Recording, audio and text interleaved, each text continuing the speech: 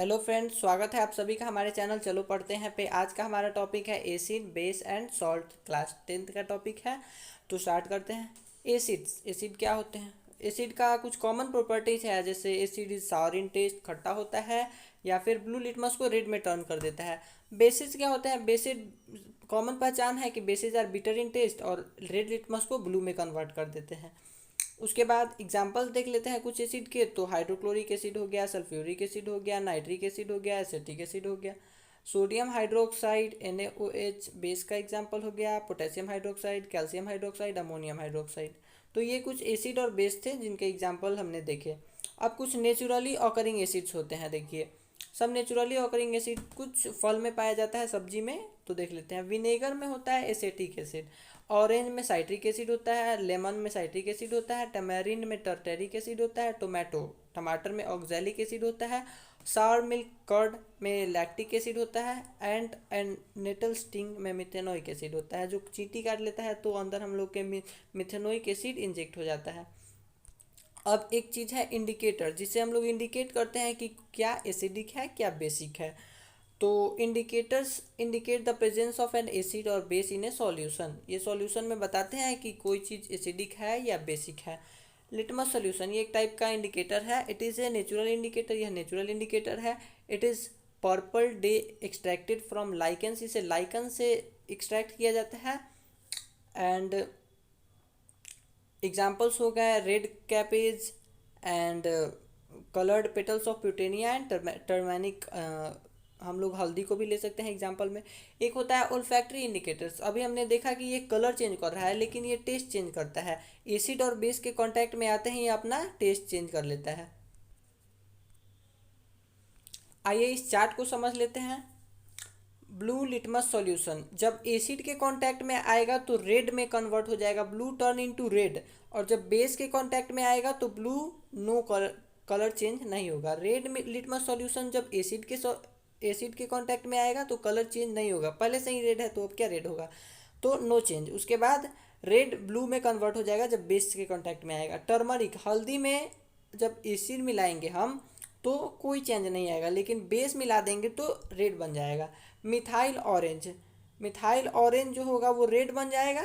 और ऐसे समझ लीजिए कि जब एसिड के कांटेक्ट में आएगा तो डार्क होके रेड बन जाएगा, और लाइट होके बेस के कांटेक्ट में आएगा तो येलो बन जाएगा। उसके बाद है फेनोप्थलीन। ये इस टाइप का क्वेश्चन पूछा जाता है। नो चेंज, और एसिड के कांटेक्ट में आएगा तो कोई चेंज नहीं आएगा, और बेस के कांटेक्ट में आएगा तो ये पिंक हो जाएगा। उसके बाद देख लेते हैं डाइल्यूट एसिड और कॉन्सेंट्रेटेड एसिड क्या होता है। Dilute acid contains only A small amount of acid, जिसमें वाटर का कॉन्सेंट्रेशन ज़्यादा हो और एसिड का कॉन्सेंट्रेशन कम हो। A large amount of water, पानी ज़्यादा एसिड कम। जैसे शरबत समझ लीजिए, ज़्यादा मीठा होगा जब चीनी ज़्यादा डालेंगे, कम मीठा होगा जब चीनी कम डालेंगे। वैसे ही एसिड कम होता है और वाटर ज़्यादा होता है। Concentrated acid, concentrated acid contains a large amount of acid and small amount of water. ज़्यादा एसिड होगा और पानी कम होगा, ये ज़्यादा मीन्स डेंजरस होता है। अब कुछ केमिकल प्रॉपर्टीज़ ऑफ एसिड होते हैं। अभी तक तो हमने फिजिकल प्रॉपर्टीज़ पढ़ लिया, अब केमिकल प्रॉपर्टीज़ पे आते हैं।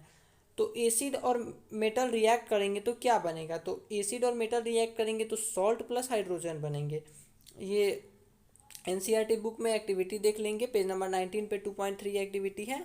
ये इंपॉर्टेंट है, एनसीईआरटी का सारा एक्टिविटी इंपॉर्टेंट है, एक एक लाइन इंपॉर्टेंट है। एग्जाम्पल देख लीजिए। एसिड है ये HCl acid plus zinc, metal है तो ZnCl2 metal salt, metallic salt बनेगा और हाइड्रोजन गैस रिलीज होगा। वैसे ही HNO3 nitric acid plus zinc, ZnNO3 का whole twice plus H2, zinc nitrate बनेगा और hydrogen gas. H2SO4 plus ZnSO4 plus H2 बन जाएगा। यहाँ भी हाइड्रोजन गैस रिलीज हो गया और सॉल्ट बन गया। वैसे ही कुछ एग्जांपल्स हैं। अब ये पॉप टेस्ट, इस टाइप का क्वेश्चन पूछा जाता है। पॉप टेस्ट क्या है? When a burning candle is brought near a test tube containing hydrogen gas, it burns with a pop sound. This test is conducted for examining the presence of hydrogen. Hydrogen gas release हुआ। अभी हमने बोला है कि जब acid metal से react करेगा तो हाइड्रोजन गैस रिलीज होगा। तो हम लोग कैसे टेस्ट करेंगे? तो पॉप टेस्ट से टेस्ट करेंगे कि हाइड्रोजन गैस कैसे निकलेगा। टेस्ट ट्यूब के पास हम लोग लेके जाएंगे कैंडल को, मतलब बर्निंग कैंडल को, तो वहाँ पॉप साउंड से निकलेगा, तब हम लोग समझ जाएंगे कि हाइड्रोजन गैस निकल गया है। अब बेस मेटल से रिएक्ट करेगा तो क्या बनेगा? बेस जब मेटल से रिएक्ट करेगा तब भी सेम होगा, बेसिक सॉल्ट बनेगा प्लस हाइड्रोजन। NaOH जब Zn से रिएक्ट करेगा तो Na2ZnO2, सोडियम जिंकेट बोलते हैं इसको, ये याद रखिए, आपको chapter third metal and non metal में भी मिलेंगी। तो सोडियम जिंकेट फॉर्म होगा। Note, such reactions are not possible with all the metals, सारे मेटल्स के साथ ये रिएक्शन पॉसिबल नहीं है, ये बस सोडियम जिंकेट और सोडियम एल्यूमिनेट के साथ होता है। अब देखिए, action of acid with metal carbonates and metal bicarbonates, acid metal carbonate से रिएक्ट करके या फिर मेटल बाइकार्बोनेट से रिएक्ट करके क्या फॉर्म करता है, तो metal carbonate plus acid forms salt plus carbon dioxide plus water. Example देख लीजिए, Na2CO3 plus 2HCl form NaCl plus H2O plus CO2, carbon dioxide release हुआ, H2O वाटर, और ये सॉल्ट बन गया NaCl। उसके बाद मेटल बाइकार्बोनेट जब एसिड से रिएक्ट करेगा तो क्या बनेगा, सॉल्ट बनेगा, कार्बन डाइऑक्साइड बनेगा और फिर से वाटर भी बनेगा। जैसे NaHCO3 हाइड्रोजन कार्बोनेट है, सोडियम का hydrogen carbonate plus HCl form NaCl plus CO2 plus H2O, यहाँ भी CO2 निकल गया, H2O निकल गया। अब देखिए लाइम वाटर टेस्ट क्या होता है, लाइम वाटर टेस्ट को हम लोग समझ लेंगे थोड़ा, ये हम लोग घर पे भी कर सकते हैं। Lime water test, on passing the CO2 gas evolve through lime water, देखिए CaOH का होल ट्वाइस लाइम वाटर था प्लस CO2 पास किया हमने तो बन गया कैल्शियम कार्बोनेट, जो कि है वाइट प्रेसिपिटेट के फॉर्म में बनेगा, CH और H2O वाटर बनेगा। अब इसे हम लोग घर पे भी कर सकते हैं, जैसे एक गिलास पानी घोल लीजिए आप, एक गिलास नींबू पानी घोल लीजिए और उसमें एक पाइप लगा के और फूंक दीजिए तो वाइट वाइट टाइप का प्रेसिपिटेट बनेगा, उसी को कहते हैं CaCO3 बन जाएगा। ऑन पासिंग एक्सेस CO2, जब ज़्यादा हम लोग CO2 पास कर देंगे तो CaCO3 plus H2O plus CO2 जब ज़्यादा हो गया एक्सेस CO2 तो बन जाएगा CaHCO3, जो कि एक्वा सॉल्यूशन हो जाता है वाटर में। अब एक होता है न्यूट्रलाइजेशन रिएक्शन, जब बेस और एसिड दोनों रिएक्ट करेंगे तो सॉल्ट एंड वाटर बनेगा। When acid and base react to form salt and water, this is called neutralisation reaction. Example देख लीजिए, एसिड हो गया, एसिड HCl और बेस NaOH जब रिएक्ट किया तो कॉमन साल्ट बन जाएगा NaCl, ये कॉमन साल्ट होता है, प्लस H2O। और डेफिनेशन वाइज देख लेते हैं तो neutralisation reaction takes place when the effect of a base is nullified by the acid and vice versa, जैसे एसिड और बेस रिएक्ट कर गया तो बस न्यूट्रलाइजेशन रिएक्शन हो गया।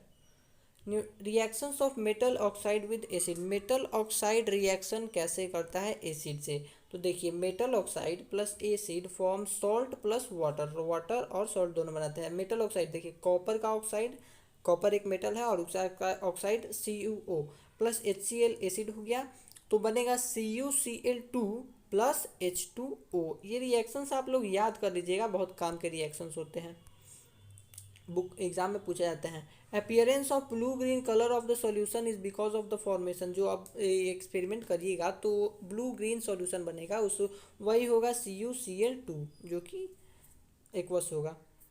Metallic oxide are said to be basic oxides because they give salt and water and reactive with acid, उन्हें basic oxide इसलिए कहते हैं क्योंकि वो सॉल्ट और वाटर देते हैं जब एसिड से रिएक्ट करते हैं। याद रखिएगा, metallic oxide are basic in nature and non metallic oxide are acidic in nature, ये उल्टा होता है तो याद रखिएगा आप लोग। Reactions of non metallic oxide with base, non metallic oxide base से रिएक्ट करके क्या करेगा, क्या बनाएगा, salt and water plus salt and water form करेगा। देख लीजिए CaOH का whole twice plus CO2 react किया तो बना CaCO3 प्लस H2O। अब देखिए वही चीज़ फिर से मिल गया हमें, non metallic oxides are said to be in acidic in nature because they on reacting with base they produce salt and water. तो देखिए all acidic solution conduct electricity, ये याद रखिएगा, एक प्रॉपर्टी है एसिड का। ये पेज नंबर 22 में एग्जाम्पल 2.3 में भी देख लेंगे आप लोग, वहाँ पे कुछ एक्सपेरिमेंट करके दिखलाया गया है। Glowing of a bulb indicates that there is a flow of electric current through the solution.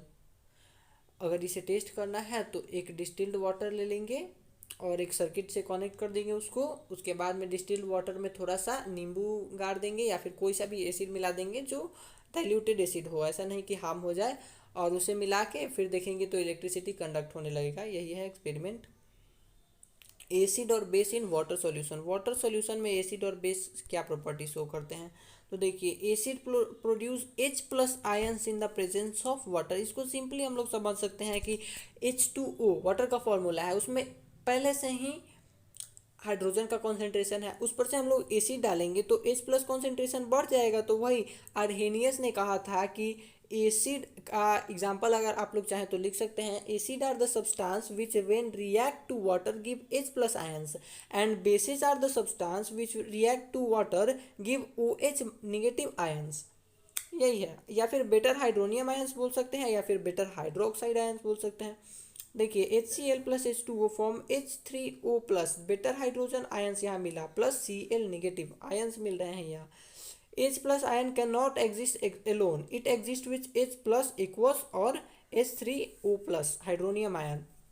यहाँ देख लीजिए फिर से H+ H2O H3O+, इसको अलग से करके लिख दिया गया है। Basis provide OH negative ions in the presence of water. अब एग्जाम्पल देख लीजिए, NaOH को जब वाटर में डालेंगे तो Na+ आयन अलग हो जाएगा और OH नेगेटिव अलग हो जाएगा। वैसे ही KOH K+ अलग और OH नेगेटिव अलग। तो यहाँ OH नेगेटिव जब पानी में डाला जा रहा है बेस को, तो OH नेगेटिव आयन हमें अलग से मिल रहा है। अब देखिए अल्कली क्या होते हैं। Alkali most of the question में आपको बेसिस लिखा हुआ नहीं मिलेंगे, अल्कली ही मिलेंगे। तो all bases are do not dissolve in water, an alkali is a base that dissolve in water. तो अल्कली को सिंपली डिफाइन कर सकते हैं, water soluble bases are called alkali. Example देख लीजिए अल्कली के कुछ, NaOH वाटर सोल्यूबल होता है, KOH potassium hydroxide water solution soluble होता है, कैल्शियम हाइड्रोक्साइड वाटर सोल्यूबल है, NH4OH ये भी वाटर सोल्यूबल है। तो ऑल अल्कलीज आर बेसेज, जितने भी अल्कली होंगे वो बेसेज होंगे, लेकिन जरूरी नहीं है कि जितने भी बेसेज हों वो अल्कली हो, क्योंकि कुछ बेसेज होते हैं जो वाटर सोल्यूबल नहीं भी होते हैं। Precautions must be taken while mixing an acid or base with water. The acid must be always added to water with constant stirring. It is highly exothermic reaction. Acid ऐसा नहीं है कि हम लोग एसिड कोई सा भी उठा लेंगे और बेस उठा लेंगे, दोनों को मिला के सॉल्ट बना लेंगे, ऐसा नहीं होता है। ये हाईली एक्सोथर्मिक रिएक्शन है, तो हम लोग हार्म भी हो सकते हैं इससे, तो इसे ध्यान से परफॉर्म करेंगे। नेक्स्ट टॉपिक है स्ट्रेंथ ऑफ एन एसिड और बेस। बेस और एसिड कितना बेसिक है, कितना एसिडिक है, इसे नापने के लिए एक मीटर होता है, pH मीटर, उसके बारे में पढ़ते हैं। Strength of acid and bases depend on the number of H+ ions and OH negative ions. कितना ज़्यादा H+ आयन है या फिर कितना ज़्यादा OH नेगेटिव आयन है, इस पर डिपेंड करता है कि क्या एसिडिक है क्या बेसिक है। With the help of universal indicator we can find the strength of an acid. This indicator is called pH scale. तो डिफिनेशन में पूछेगा what is pH scale. pH scale is a universal indicator that help us to find the strength of an acid और base. अब देखिए pH, P हमेशा short में लिखा जाता है और H हमेशा कैपिटल लेटर में लिखा जाता है। Potence in German means power. Power इसका मतलब अगर हम pH देखेंगे तो potence D hydrogen, power of hydrogen. Potence का मतलब पावर हो जाएगा ऑफ हाइड्रोजन, ये जर्मन वर्ड है। This scale measures from 0 to 0, very acidic, 0 तक आएंगे जब, जितना पीछे जाएंगे जितना कम होगा, जैसे 14 सबसे बेसिक हो जाएगा और 0 सबसे एसिडिक हो जाएगा, to very alkaline 14, 7 is neutral, 7 बीच का है, न्यूट्रल है। तो 7 से जितना ऊपर जाएंगे 14 तक उतना ही बेसिक होते जाएगा और जितना नीचे आएंगे उतना ही एसिडिक होते जाएगा। अब देखिए पीएच पेपर क्या है। It pH paper is a paper which is use to measuring the pH. PH paper का यूज किया जाता है pH of and a substance measure करने के लिए। ये कुछ स्ट्रॉन्ग एसिड और कुछ स्ट्रॉन्ग बेस है। Strong acid give rise to more H+ ion, example HCl। जो हमारे स्टोमैक में HCl पाया जाता है ये हाईली एसिडिक होता है। H2SO4 HNO3 ये स्ट्रॉन्ग एसिड है। वीक एसिड्स देख लीजिए CH3COOH जैसे एसिटिक एसिड हो गया, H2CO3 कार्बोनिक एसिड हो गया। Strong bases NaOH sodium hydroxide, potassium hydroxide, calcium hydroxide, ये स्ट्रॉन्ग बेसिस है। और weak bases NH4OH ammonium hydroxide weak base है। देखिए मोर अबाउट सॉल्ट के बारे में ज़्यादा जान, ये चीज़ हम लोग समझ लेते हैं कि सॉल्ट बनता कैसे है, एसिड और बेस के न्यूट्रलाइजेशन रिएक्शन से। तो कौन कौन से सॉल्ट में कौन कौन सा एसिड और बेस लगता है ये देख लेते हैं हम लोग इस चार्ट के द्वारा। देखिए पोटेशियम सल्फेट ये एक तरह का सॉल्ट है, ये कैसे बना, तो ये बना पोटेशियम हाइड्रोक्साइड बेस से और H2SO4 एसिड से। Na2SO4 सोडियम सल्फेट ये सॉल्ट कैसे बना, सोडियम हाइड्रोक्साइड से और सल्फ्यूरिक एसिड से। सोडियम क्लोराइड वाला जो सॉल्ट, जो कॉमन सॉल्ट हम लोग खाते हैं, वो कैसे बना, NaOH सोडियम हाइड्रोक्साइड से और HCl से। अमोनियम क्लोराइड NH4Cl ये कैसे बना, NH4OH से सोडियम हाइड्रोक्साइड से और HCl से। NaCl and Na2SO4 belong to the family of sodium salt and they have the same radicals. Similarly NaCl and KCl belong to the same family with chloride. तो आज का video इन करते हैं हम यहीं पे, मिलते हैं नेक्स्ट वीडियो में। तब तक के लिए like subscribe and share our channel. Hope you like the video, और ये शॉर्ट रिवीजन वीडियो है तो आप लोग के काम आएगा। Thank you.